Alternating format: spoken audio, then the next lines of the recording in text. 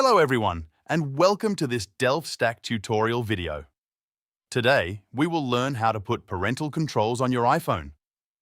This feature helps you manage content, restrict certain apps and features, and make the device safer for children. To get started, open the Settings app on your iPhone. Once you're inside Settings, scroll down and tap on Screen Time. Before setting up any restrictions, it's important to protect the screen time settings with a passcode. Scroll down and tap on Lock Screen Time Settings. Now, create a screen time passcode.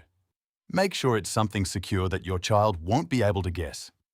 You may also be asked to enter your Apple account information so you can recover the passcode if you forget it. Before we continue, take a moment to subscribe to the channel and press the bell icon for more quick and helpful tutorials like this. Once the screen time passcode is set up, tap on Content and Privacy Restrictions. Turn on Content and Privacy Restrictions using the toggle at the top of the screen. You may be asked to enter your screen time passcode. Now you can start customizing the parental controls. For example, tap on iTunes and App Store purchases.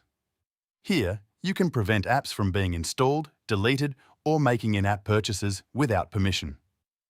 You can also tap on Allowed Apps to choose which built-in apps can be accessed on the device, such as Mail, AirDrop, CarPlay, Safari, and more. Next, explore the App Store, Media, Web and Games section. Here, you can restrict websites, age-rated content, movies, TV shows, apps, and other media. You can also review the Privacy Settings section to control access to features such as location services, contacts, photos, microphone, camera, and more. Take some time to go through the available options and adjust them according to your needs.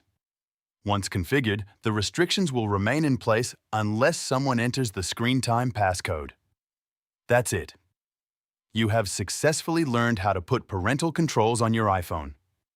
If this video helped you, feel free to check out more quick tutorials like this.